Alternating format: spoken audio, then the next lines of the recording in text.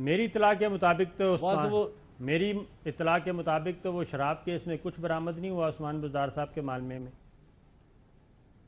तो ठीक है, वो ये बात है कि एक तरफ अगर आपने सारे हक़ाइक़ डिस्कस करने हैं, हाँ करें ना सर, आपको इसने मना किया है।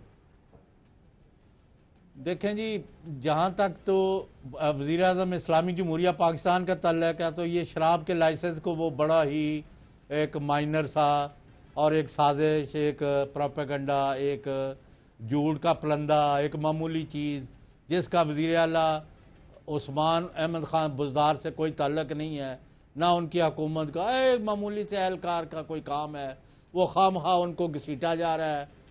और सारी कौम और सारी हुकूमत और सारा 22 करोड़ लोग जो हैं वो उस्मान बुज़दार को वैसा ही ईमानदार समझते हैं जैसे इमरान खान है, तो लिहाजा उनका तो ये मौक़िफ़ है।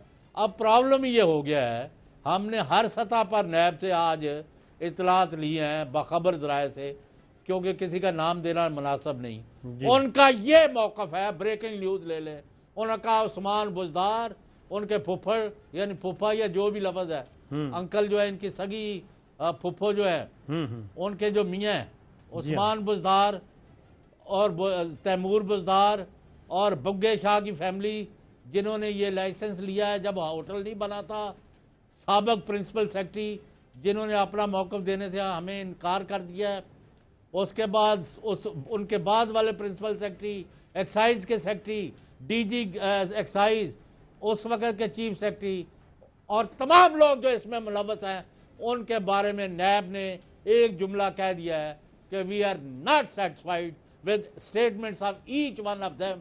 एक क्राइम हुआ है, एक करप्शन हुई है, एक लूटमार हुई है, अथॉरिटी का नाजायज़ इस्तेमाल हुआ है और पैसे लिए गए हैं करोड़ों में। हमने मामले की जड़ पर पहुंच गए हैं और उसकी वजह से और अरबों रुपया जो लूटा गया है और मुख्तलिफ साबिक़ और मौजूदा वज़ीर और कई साबिक़ और मौजूदा सेक्रेटरी और साबिक़ और मौजूदा चीफ सेक्रेटरी, उनको सबको हमने बुला लिया है और साबिक़ प्रिंसिपल सेक्रेटरियों को भी बुला लिया है। और हम देखेंगे कि अब नैब पर कौन दबाव डालता है, या केस अपने मंतकी अंजाम तो पहुँचेगा। उन्होंने कहा अगर हमें कोई एविडेंस नहीं मिला होता और नहीं मिलता तो हम बुज़दार से और इमरान खान साहब दोनों से माफ़ी मांग लेंगे, लेकिन आज उन्होंने फुफा साहब को तफ्तीश के लिए बुलाया है और वो तफ्तीश में पेश होकर चले गए और नैब ये कह रही है कि वो इस यानी मतलब है उनके जवाबात से मुतमिन नहीं है। अब सबको ये जो मुहर्रम की छुट्टियों के बाद दोबारा वेव आएगी। और नंबर 3, चेयरमैन नैब ने कहा है भाई जिसके खिलाफ एविडेंस है उसको मत छोड़ो, पकड़ो उसको, और खा वो अपोजिशन में है खा वो हुकूमत में है, और कोई मुझे फ़ोन करता है या कराता है तो मैं उसका सख्त नोटिस लूँगा और पब्लिक कर दूँगा कि फ़लाँ फ़लाँ मेरे लिए ये फ़ोन कर रहे हैं। मैं ऐसे नहीं करूँगा, खा नून लीग के हों, पीपल्स पार्टी के हों, सरकारी मुलाजम हों, कुछ हो, मैंने नहीं छोड़ना और ना छोड़ें। और नंबर 3, अगर किसी अफसर ने रू रियायत की तो मैंने उसको अगर अंदर भी कोई काली भेड़ हुई तो उसको भी नहीं छोड़ूंगा। ये है जी मौक़िफ़।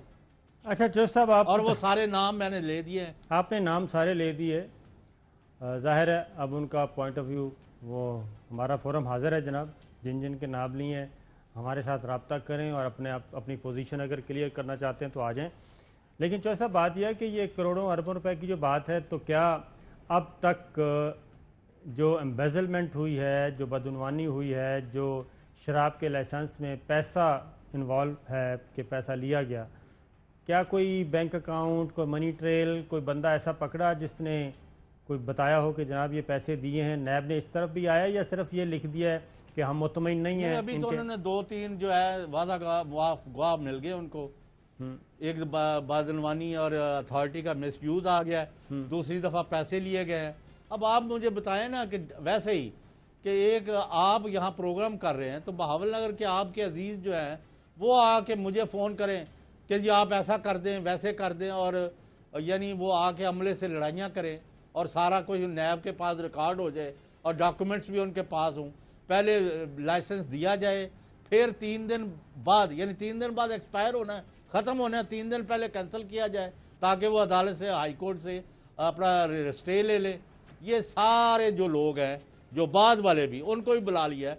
आप देखेंगे 2 दर्जन लोग जो है इस केस में, जो बड़ा छोटा है, और इस्लामी जमहूरिया पाकिस्तान में ये केस हुआ है।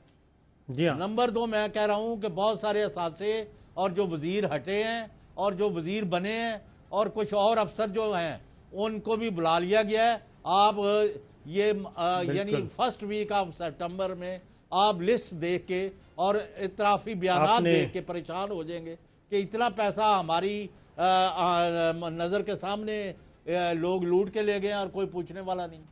आपने बात की चौधरी साहब मेरे शहर बहावल नगर की, तो बहावल नगर में 3 दिन से हॉस्पिटल जो है, जो हॉस्पिटल हेडक्वार्टर कहलाता है, वो बंद पड़ा है, क्योंकि वहाँ के जो एमएस हैं उन्होंने केस रजिस्टर करवा दिया है अपने सबॉर्डिनेट डॉक्टर्स पे कि वो उनके दफ्तर में आए और उनको धमकियाँ शमकियाँ दी, कार्य सरकार में मुदाखलत की, तो उन पे वो केस रजिस्टर करवा दिया है।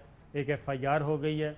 हॉस्पिटल बंद पड़ा है, शहरी अटेंड नहीं हो रहे, मरीज़ अटेंड नहीं हो रहे, और वहाँ पे एक क्या कहना चाहिए, बदअमनी का माहौल है। डॉक्टर्स और सारा पैरामेडिक्स जो स्टाफ है वो हड़ताल पे गया हुआ है, और अभी तक लाहौर से कोई भी नहीं पहुँचा कि ये पता तो करें ये डॉक्टर जमाली साहब जो एमएस हैं उन्होंने किस बुनियाद पे एफआईआर दर्ज करवाई, और क्या इतने मामूली बातों पे एफआईआर दर्ज करवा के पूरा हॉस्पिटल को बंद करना कोई अक्लमंदी है? ये बहावल नगर में हो रहा है। राशिद का शोबा है या दूसरे का? जी, डॉक्टर यास्मीन राशिद साहब का शोबा है, उन्हीं का है। वो आजकल मेरा ख्याल है ज़्यादा मसरूफ़ हैं। इधर जो अगली स्टोरी है हमारी उस पर बात करेंगे। एक ब्रेक पे जाते हैं, ब्रेक वापस आएंगे तो वज़ीर आला पंजाब उस्मान बुज़दार साहब क्या कहते हैं वो भी ज़रा सुनिएगा।